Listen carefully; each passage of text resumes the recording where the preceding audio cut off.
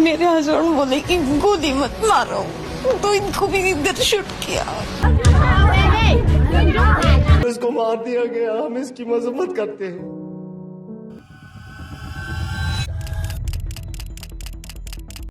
22 अप्रैल पहलगाम की बैसन घाटी में इस्लामिक आतंकवाद ने जो किया उसे सारे हिंदुस्तानियों का खून खोल उठा। इस हमले में 26 लोगों की टारगेट किलिंग की गई। उन्हें सिर्फ इसलिए मार दिया गया क्योंकि वो हिंदू थे।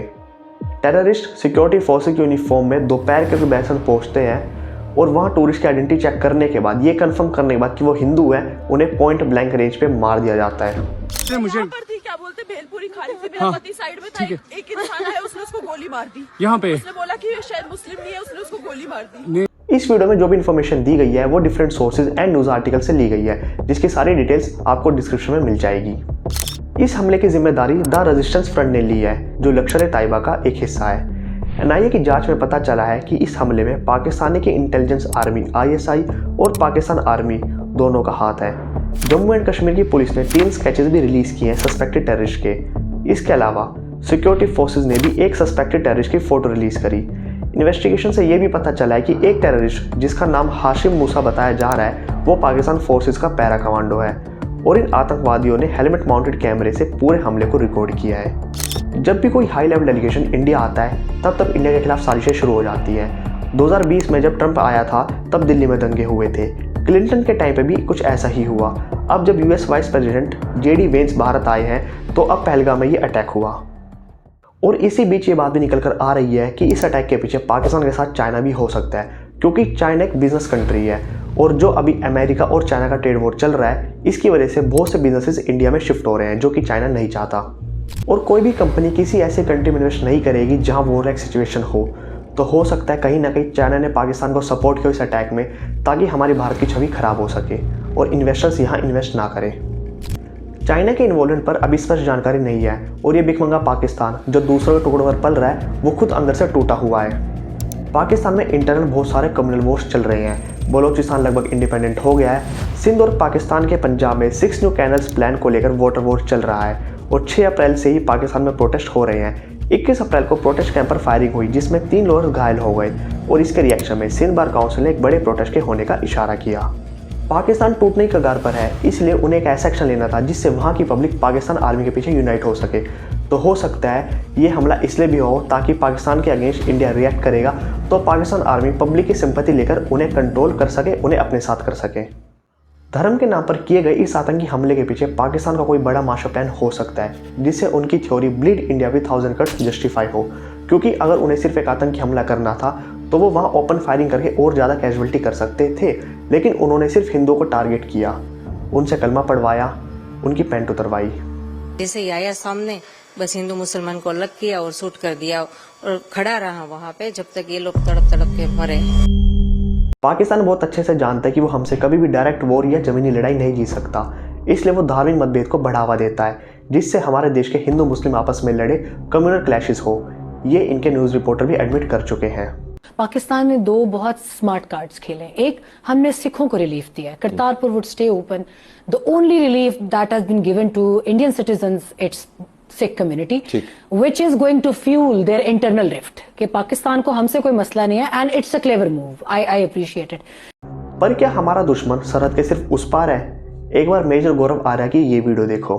बिना दिल्ली के इकोसिस्टम के आप दिल्ली घूम लोगे? नहीं घूम सकते। सिमिलरली जब हम आतंकवाद की बात करते हैं, बिना लोकल इकोसिस्टम के आप कर ही नहीं सकते।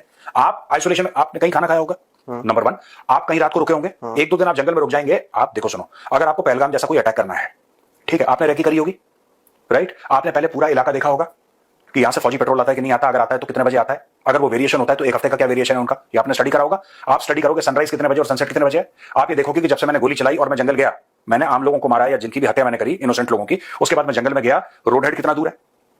अगर आर्मी वाले आते हैं उनकी गाड़ी कहां रुकेगी, कहां से आर्मी वालों को पैदल जाना पड़ेगा। अगर वो दौड़ के भी आते हैं तो कितना ही दौड़ लेंगे और कितना वहां पे पहुंचेंगे। वहां पे पहुंचने के बाद वो सबसे पहले देखेंगे क्या हुआ। आगे बढ़ने से पहले सारे घरों को सैनिटाइज करेंगे।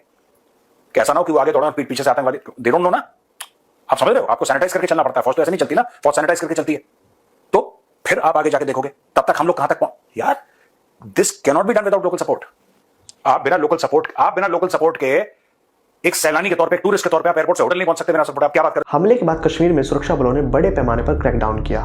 2000 से ज्यादा लोगों को डिटेन किया गया है, 9 घरों को तोड़ दिया गया।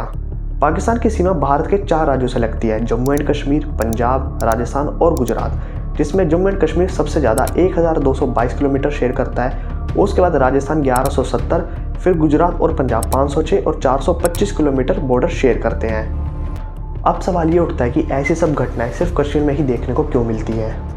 एनालिस्ट का कहना है कि ये हमला कश्मीर में बदलते डेमोग्राफी को रोकने के लिए किया गया है। 2019 में आर्टिकल 370 के खत्म होने के बाद कश्मीर में नए लोगों का बसना शुरू हुआ, जिसे कुछ लोग डेमोग्राफिक इंजीनियरिंग कहते हैं। आर्टिकल 370 हटने के बाद कश्मीर में हालात सुधर रहे थे, वहाँ की इकोनॉमी अच्छी हो रही थी, लोगों को टूरिज्म की वजह से रोजगार मिल रहा था। पर अब इस इंसिडेंट के बाद लोग वहाँ जाने से डरेंगे, जिससे इन आतंकवादियों के लिए अनप्रिपेयर्ड लोगों को ब्रेन वॉश करना और आसान होगा। सरकार के फेलियर पर भी सवाल उठता है, इतने बड़े टूरिस्ट स्पॉट पर कोई भी सिक्योरिटी क्यों नहीं थी? आपका इंटेलिजेंस फेलियर हुआ है, अपने देश में हम सेफ नहीं हैं। पीवीआर में एक चिप्स का पैकेट ले जाना मुश्किल है, लेकिन 4 आतंकवादियों का AK-47 और एक्सप्लोजिव से भरी जीप लेकर देश में घुसना आसान। सरकार तो गई हुई है, मतलब इतना बड़ा आतंकवादी का हमला हुआ, उनके कुछ पता ही नहीं है। इधर पूरी नीचे पूरे आर्मी का बेस है, उन्हें पता ही नहीं है। और ये डरपोक पाकिस्तान हमारी इंडियन आर्मी से दुम दबा के भाग रहा है। वॉर के डर से पाकिस्तान के 250 ऑफिसर्स और 1200 सिक्योरिटी पर्सनल्स रिजाइन कर चुके हैं। इनके टॉप मिलिट्री ऑफिशियल्स अपनी फैमिलीज को विदेश भेज रहे हैं। इनके PM हॉस्पिटल में एडमिट हैं।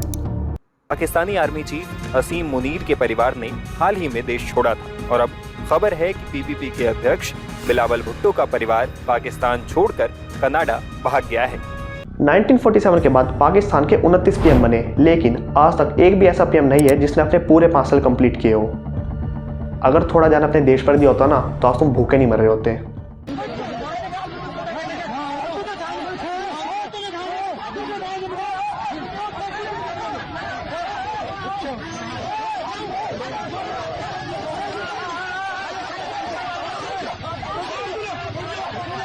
और हमारे देश में कुछ लोग ऐसे भी हैं जो इन आतंकवादियों को भटके हुए युवा कहते हैं। ये भटके हुए युवा नहीं, आतंकवादी हैं, देशद्रोही हैं।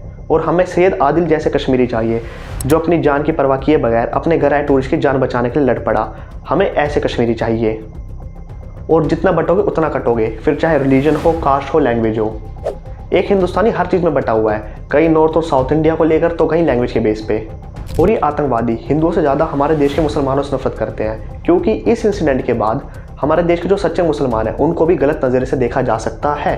अब ये आपका काम है कि आप इसके अगेंस्ट आवाज़ उठाओ, ताकि कम्युनल क्लैशेस ना हो जो पाकिस्तान चाहता है। आज की वीडियो में इतना ही, मिलता है अगली वीडियो में, तब तक के लिए जय हिंद, जय श्री राम।